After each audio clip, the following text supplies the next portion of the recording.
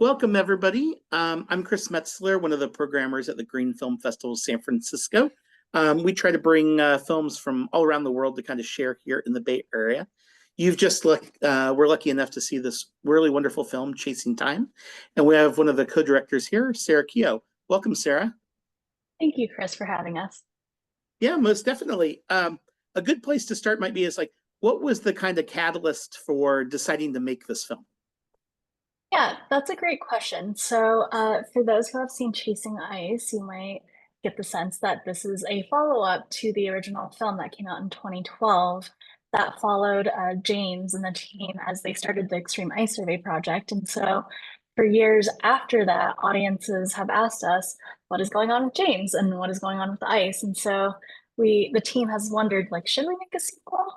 And the impetus behind us finally turning the cameras back on and following James back into the field was the fact that he told us that after taking down some of the cameras, there was one left in Iceland.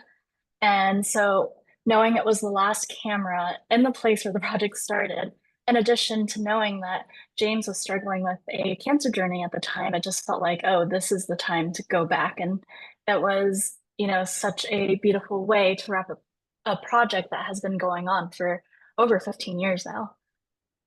Oh, most definitely. And for those of you that haven't had a chance to see some of the earlier films, definitely worth watching. I mean, I think that's one of the interesting things that filmmakers often deal with in the sense that people fall in love with your films and they want to see more, or see where the stories go. So, thank you for taking the time to do that.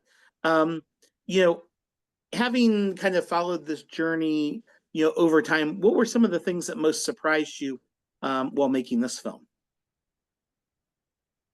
You know, the most powerful thing for me as someone who was newer to the team, I didn't join until Chasing Time. And so, being one of the newer members was seeing the time lapses.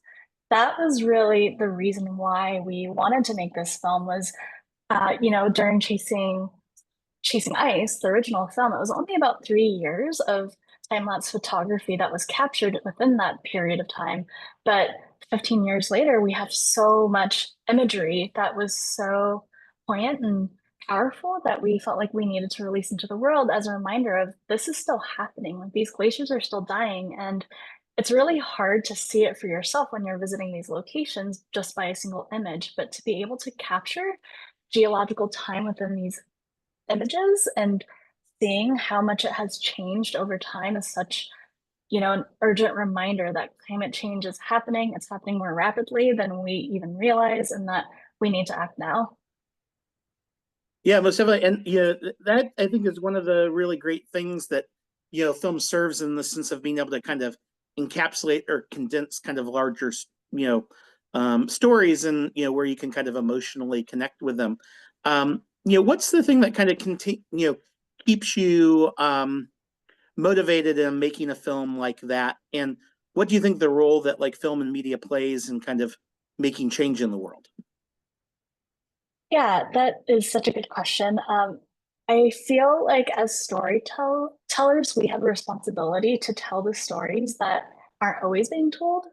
And so, talking to a lot of scientists, especially climate scientists, there's a lot of frustration around we know that climate change is happening, we have the science, we have the evidence, yet people aren't fully understanding or wrapping their heads around how bad the situation is in this current moment. And so, as storytellers, I feel like our responsibility is to take these stories and communicate what's going on in a way that will actually reach audiences and is entertaining and makes you feel because it's those feelings like watching the time lapses that sticks with you and inspires people to get involved in the climate movement and to feel less alone. I think that is a huge barrier to entry for a lot of people and joining the movement is just feeling a sense of paralysis and like questioning what can I do and as a layperson. And it's like when you come out of the film and you feel inspired and you have those feelings of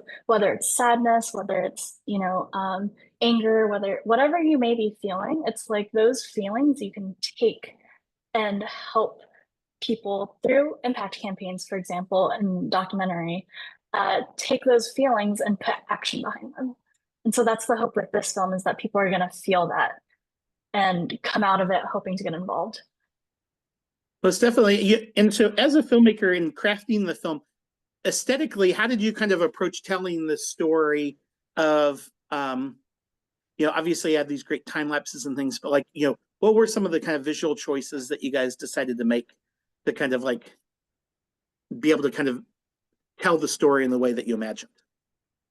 So recognizing that the beginning of this project, the story was told back in 2012, Jeff and I, as co-directors, had a lot of pre-production conversations and creative and development conversations around the visual aesthetic of the film and how we wanted it to look. The technology has advanced so rapidly, like the film technology, and being able to capture these landscapes. And so something we really wanted to do was show the beauty and the spiritual essence of these landscapes. And so Jeff was our director of photography, and he has such an eye for cinematography and being able to capture the magic of a place. And so that's what I really loved about the drone photography, in addition to the time lapses and to just some of these slower moments and the macro photography of the ice. I was wanting to, as James says in the beginning of the film, capture that spiritual essence and bring it onto the screen for everyone to experience, no matter if you're, at home or in a theater. Not everyone has access to these landscapes. And so it's really, just that magical feeling we were trying to capture. Very cool. And, given the kind of larger body of work that you guys have kind of assembled, and also, I assume future projects, what are ways that folks can kind of continue to kind of help spread the word, but also kind of see what you're up to next?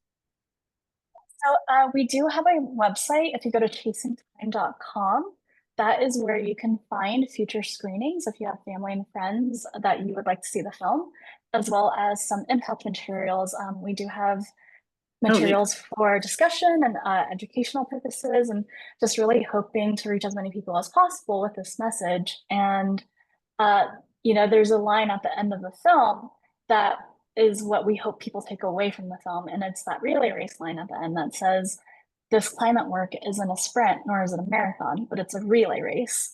And we all run our leg and then pass the baton of wisdom and knowledge to future generations." And so with that in mind, like there's so many different ways you can contribute and get involved. But the one action item that we really want people to keep in mind is to, one, think about who were the mentors in your life or currently are the mentors in your life who are helping influence and shape who you are, and go thank them. And if you feel so compelled, you can become a mentor, go find a mentor. Like, we really believe that intergenerational collaboration and mentorship is what is needed to solve not just climate change, but a lot of the social issues that we're experiencing as a society and an international community. Very cool. We're very beautiful, and definitely something I think good for all us to reflect on. Sarah, thank you again for sharing the film with us, and really look forward to what happens next. Thank you so much for having your film. Thanks again, Sarah.